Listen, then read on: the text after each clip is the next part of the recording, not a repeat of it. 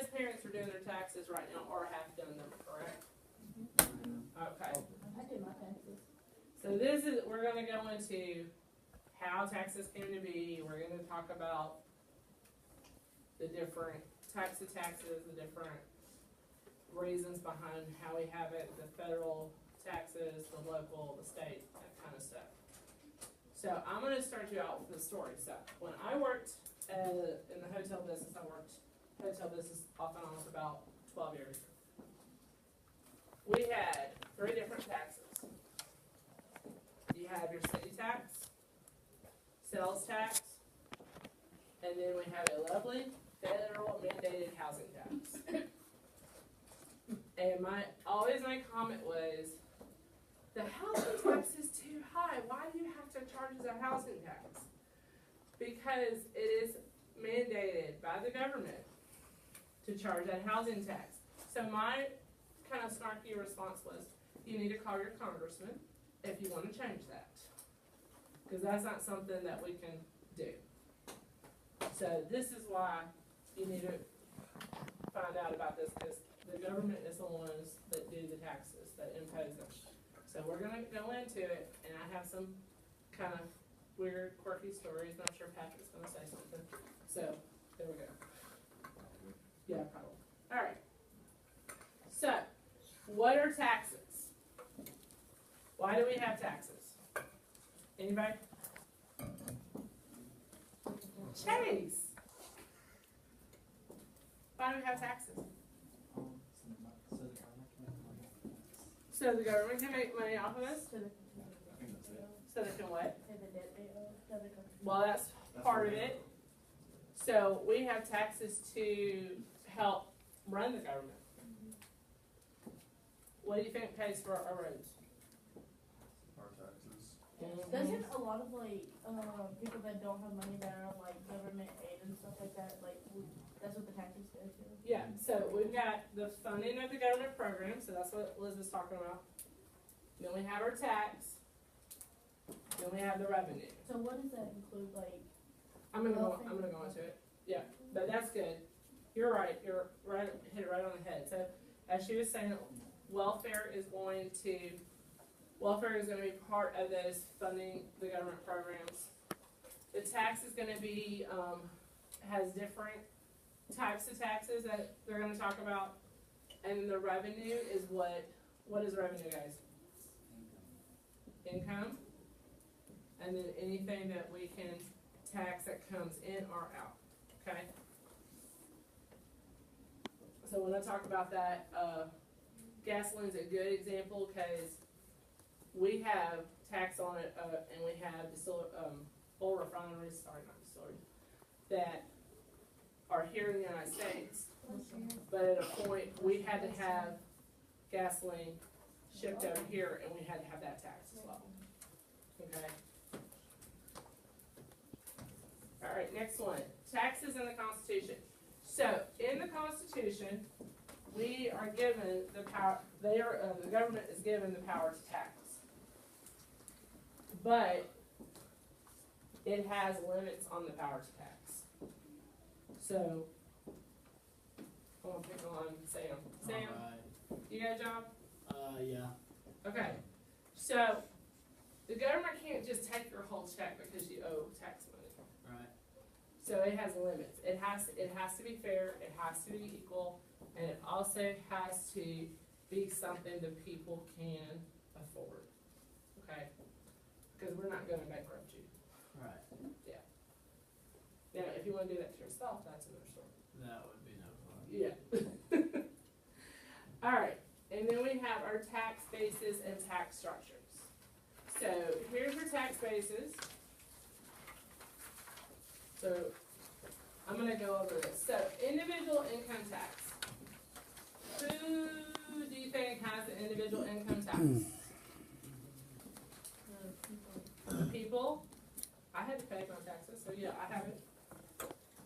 Got a refund of $526. Thank you very much. So that goes under individual income tax? So everybody has to file an individual income tax.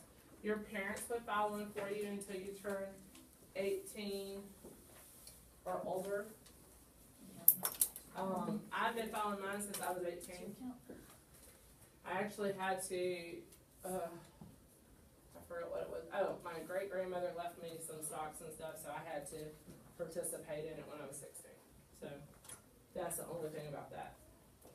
In the individual income tax, it's gonna go into your, what you made, what assets you have. If, in my situation, when I worked for the hotel, I had a 401k, I had insurance, that kind of stuff. So they're gonna wanna know all that information. Sales tax. Well, everything that gets sales tax. What all do we have sales tax on? So kinda, let's see, we have sales tax, like, last night I went to the grocery store, everything has sales tax on it. I bought eggs, milk, bread, cheese, turkey, so all that had our lovely 9.5% sales tax. That's dictated by the state. Then we have property tax. If you own a home, if you own farmland, you are gonna pay a property tax. And the part of the property tax pays for what, guys? On the local level. If you're in public school, it pays for your school. If you're in public school, they're gonna pay for your school. Then you have the corporate income tax. Now, Mr. Link paid that one. And do you still pay that one, Mr. Link? Absolutely. All right. So he pays that one with the company that he has with his wife and their partner. So that would be for companies like that. My sister pays it as well for her. So it's for private companies? For private companies, corporations, they're gonna pay some type of income tax. But I'll get into how they save money and stuff in a minute. Now, a proportional tax. Now, you're looking at that word, what do you think it is? Like equal division of taxes? Okay, sort of. So based on your income, that is a proportion. It's not gonna be like 50-50, it's gonna be a percentage. So say that I made $25,000 last year. So technically I overpaid in my taxes, so I got $526 back, okay? But if I owed money, I would have to pay a proportion of that. So maybe like $1,500 or something like that, if I did. Okay, progressive taxes. What do you think progressive taxes have to do with? Patrick? They probably get bigger, I think.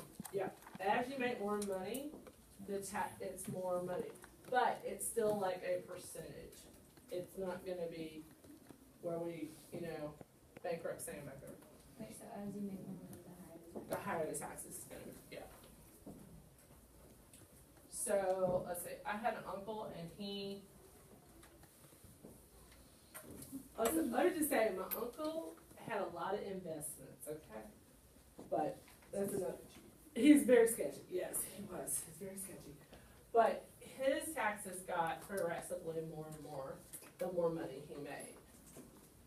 And then he retired to a state where they had really good, deductions and stuff like that.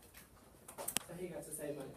Now, regressive taxes are what I'm talking about. If you make less money, then the amount that it would be proportion would decrease. So on that one, just think about that. So let's say, 1 year I made $50,000, okay, and then then my percentage of tax will be like maybe 10% of that, okay?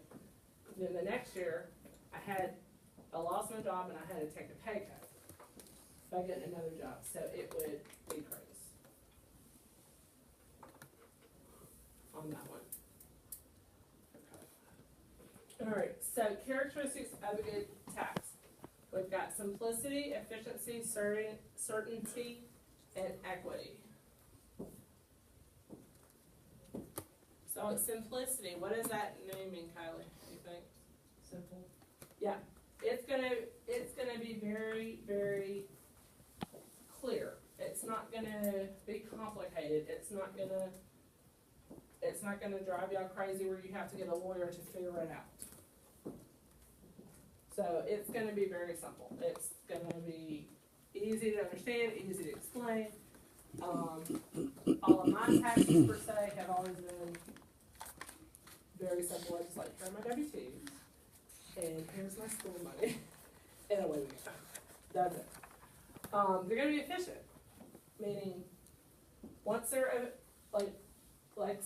simple, it's gonna be efficient. You're not gonna have to go through tons of paperwork to get it done. You're not gonna have to. It's gonna help it in the quickest way possible. And then certainty. You're gonna be certain of this tax. It's gonna be for a purpose.